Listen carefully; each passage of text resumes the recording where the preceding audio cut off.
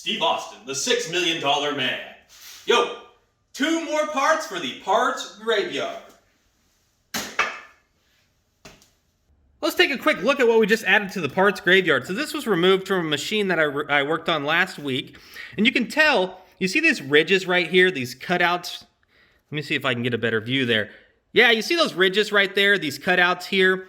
This is just wear on this gear. And what's going to happen is, as the machine keeps running, it's going to keep just grooving these out. And eventually will cause this to strip out or even break off and get sent around the gearbox. And then you have things like this happening where, you know, a part will break off, it'll get sent around, and it'll actually damage other gears. Now, these are from 2 separate machines, 2 separate instances, but this is why we do like to replace these gears when they have wear such as this.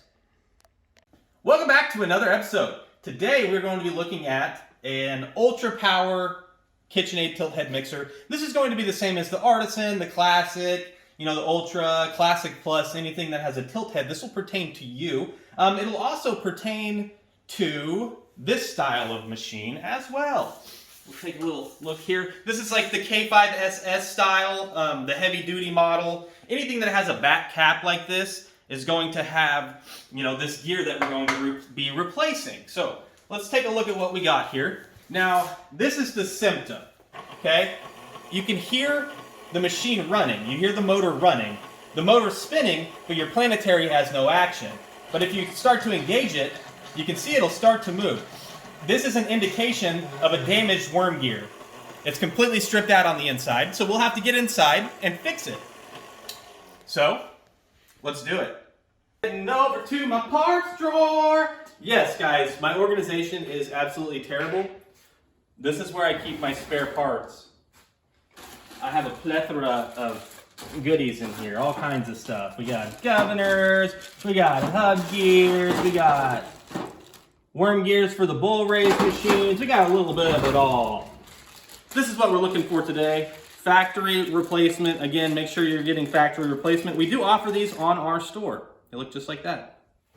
So this is the gear that we're going to be changing out today. This is the worm gear, the plastic worm gear that is inside the tilt head mixers. Now, we call it plastic. It's actually Kevlar, so, you know, plastic doesn't quite do it justice. You know, this is the same stuff that we're entrusting our officers and our military, you know, the stuff that we put in their vests to stop bullets. It is very, very strong. So plastic doesn't really do it justice. They do a pretty good job of holding up. It does take quite a bit to strip these out, but that's what they were designed to do. This gear was designed to strip out and prevent your motor from, you know, being overloaded if the gears get jammed up. This just simply strips out and allows the motor to keep free spinning, thus to not damage any more parts on your machine. Now, before we go any further, I want to take a look. Now this, we'll do a comparison here. This is a factory replacement gear, right? It's kind of like a brownish yellow. This is a cheap Amazon gear, right? You can see it's almost translucent, it's white, okay? So do not buy this gear. If you have bought this gear and you're watching this video and you're trying to put this gear on your machine, don't do it. Send it back, throw it away, don't waste your time. Because this is exactly what happens, and this happens with every single machine that you put this on. You can see how this bearing on the inside of this gear just free spins. That is not supposed to happen. And the reason why it does this is the inside of this gear on this bearing actually has ridges on the inside that actually grip this plastic piece, right? To where the inside of these cheap ones are smooth. And so it breaks free, and you can even see that black ring around there. That's where this plastic is actually burning as it's spinning around there. Now what this does is it causes your machine, when it runs, you know, your paddle will work normally, but once you put it under a load, it basically stops your paddle from, you know, rotating in the bowl. It just makes it to where it just wants to push whatever your mixture is around the bowl, thus rendering your machine useless. So do not buy those cheap gears off of Amazon. You will regret it. Also, if you'd like to see all of my 1-star reviews that I posted on those gears, you can do so on Amazon. I went to every single one of them, posted a 1-star, told Amazon how terrible they were. Hopefully they get pulled off of the Amazon store. They sell like 1,000 of these, and it's happening to every single machine. So yeah, I took 20 minutes out of my day to post a bad review just because of that. And I'm not a review guy, so that tells you a lot. To start the process, we always want to make sure that our machine is unplugged. It is in fact unplugged. I have shocked myself before. I don't recommend it. So we're going to start by removing this back cap with a Phillips head screwdriver. And this just pulls out and then up and away, like so. The next thing we're going to want to do is remove these two screws here and here to remove this beauty band. This can also be done with a Phillips head screwdriver. Now that we have the screws removed, we can go ahead and remove this beauty band simply by pulling out and lifting up and away. Now what a treat we have. Look how disgusting this one is. Some of these machines get really, really filthy. It's pretty amazing how much oil and grease and debris that these machines can harbor underneath the band. Now before we go any further, just to make the job a little cleaner, we're going to take a paper towel. Hey, if you work for a paper towel company, maybe you should talk to your superiors about maybe giving me a sponsorship. You know, I'm going to say paper towel probably at least 3 million times before we're done with all of these mixer series. So yeah, if you're looking for a shameless plug, I'm your guy. The next step in the process is to remove this drip ring right here. This can be done with a flathead screwdriver. We just kind of put it on the lip of that drip ring, and we take a rubber mallet and just give it a few taps, and it'll come right off. And we'll take a peek. Look how dirty that is as well.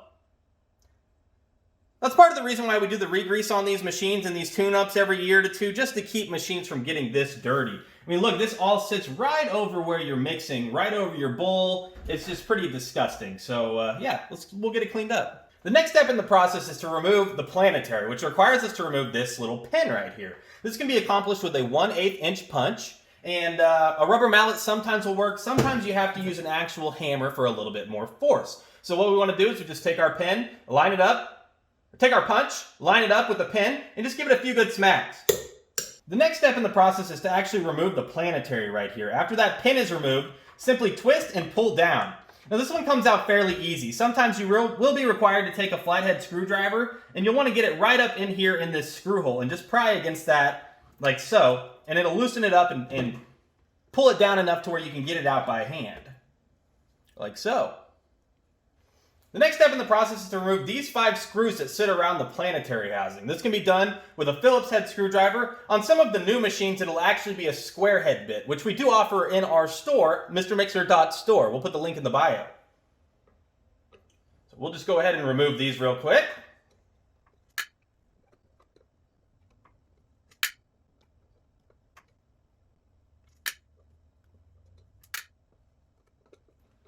Three hours later.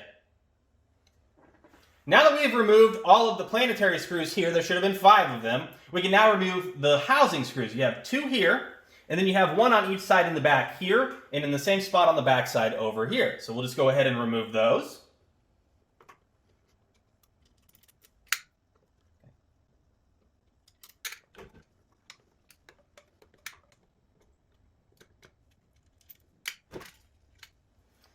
You'll notice that when you're removing these housing screws, one of the ones in the back should have a little lock washer on it. You see that little lock washer there? It doesn't matter which side it's installed on, but it does need to go on the back of the machine. This is simply put in place just to help keep these bolts from rattling loose when the machine is mixing. Alright, now that we have all of the screws out, we need to go ahead and remove the strain relief on the cord right here in the back. It's simply just, I say simply, it's supposed to just pop right out of here. This one's actually giving me a bit of friction here. Oh, there she goes. Now we're ready to separate the upper and lower housing. Take a towel and a screwdriver and put it in one of these slots and give it a little pry to separate it. Okay, now that we have it separated, we can just go ahead and lift up and away. And let's take a look. Look at all this dirty grease. You can tell right away that this gear is just absolutely shredded right here. Now this is what the teeth should look like, and you can tell a lot of these actually have quite a bit of wear on each one, but there's a portion that's just completely shredded. Now, when this happens, it basically brings your machine to a standstill, as we saw earlier in the video. So, let's go ahead and get this cleaned up and get it replaced. Now that we have the upper and lower housings separated, we can go ahead and get some of the bigger gobs of grease off of this machine just to make it a little bit more manageable as we're working on it. So we'll just get some of this big nasty stuff out of here. Whenever you find gear damage or a gear stripped out, it's always a good idea to re-grease your machine. Actually, it's imperative. Otherwise, you're going to have a bunch of little plastic shards or metal shards running around your gearbox. So it is imperative that you re-grease your machine anytime you're changing out gears. Now the next step in the process is to actually remove this worm gear housing here. It can be done with a Phillips head screwdriver. There are 3 screws. There's going to be one here, one on the back side, and then one on the exact opposite of here on the opposite side. So we'll just go ahead and get those removed real quick. Now that we have all 3 screws removed from this housing, we can go ahead and just pull it up and away. Now it sits on these little pegs right here. There's a peg right there and a peg that goes right there. Sometimes it stays in the housing, but it just seats right back on just like that. Let's get a better look at this housing. You can tell that these teeth are just completely shredded. Now here's what they normally look like. You can definitely tell there's some little half moon crescents in there where it's been worn, and then some spots where it actually just completely ate away the teeth of the gear. That's what's causing this gear to actually just get stuck, because once it hits this portion on the gear track, there's no more teeth to continue the circuit that it's on. Next, I like to take a paper towel and actually rub it around the edge of this gear here on the bottom side to reveal the pins. We'll just rotate that and get some of that big hunking oil and grease off of there. So now that we've cleaned it up a little bit, you can actually see the pin right there. We're going to have to drive that out to get this gear out of place. Now we want to go ahead and remove this pin. With a 16th inch punch and a hammer, just give it a few good taps and it should come right out. Just like so. Now that the pin is out of this worm gear housing, we can go ahead and remove the pinion gear right here. The pinion shaft gear, it'll just slide right out. Sometimes you might have to come from the top and apply a little bit of pressure up here to get it to come out through, but now this worm gear is simply just ready to pull out. Now take note, on the upper and lower side of this worm gear, there are 2 little cardboard washers. Make sure you don't lose these. We'll set them off to the side. Now this gear is just ready to be replaced. All right, next, get you a insert sponsor paper towel name here, paper towel, and just go ahead and clean up this housing a little bit. We can just go ahead and wipe her off, get some of this big gunky stuff up and out of there. I like to actually just kind of take it and just run it through, get it all out in one fell swoop here. Just like that.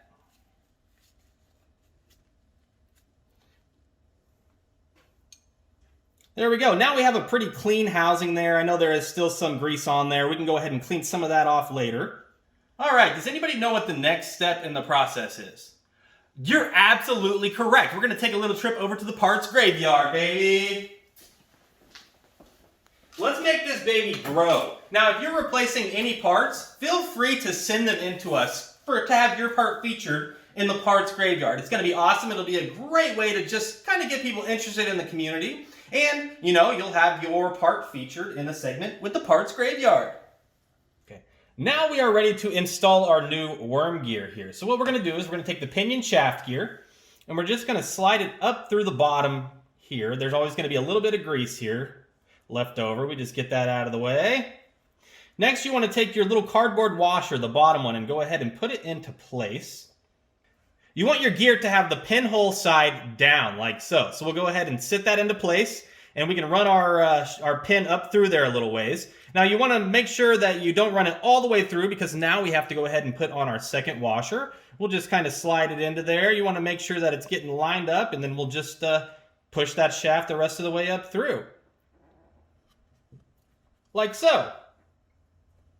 Now we're ready to go ahead and install our pin back into the worm gear housing. Now what we're going to want to do is we're going to line up the pinholes here. You can tell if you look in there, you're just going to have to rotate this until you get the 2 lined up. And once you get them lined up, you can simply just drop your pin into place. And you'll kind of feel it pop in. There we go. You see it kind of slid into place there. Now it may require you to take your punch and a mallet one more time here. And just give it a few little knocks to seat it all the way back into place. Just like that, we're seated back into place. If your pin is sticking out just a little bit on one side further than the other, that will be okay. Now we're ready to go ahead and just install this back on the machine. But first, we're going to have to get all of the old grease off of the machine. To reinstall this, we're just going to repeat the same process. We're just going to drop it back into place and then put your screws back in, and it is good to go. All right, this concludes changing out the worm gear. Now, if you want to know how to degrease this machine and re-grease it and reassemble it, make sure to watch part 2 and 3 of our re-grease videos. They'll be linked up here. Don't forget, if you need any parts, tools, or grease, make sure to check out the Mr. Mixer store at mrmixer.store.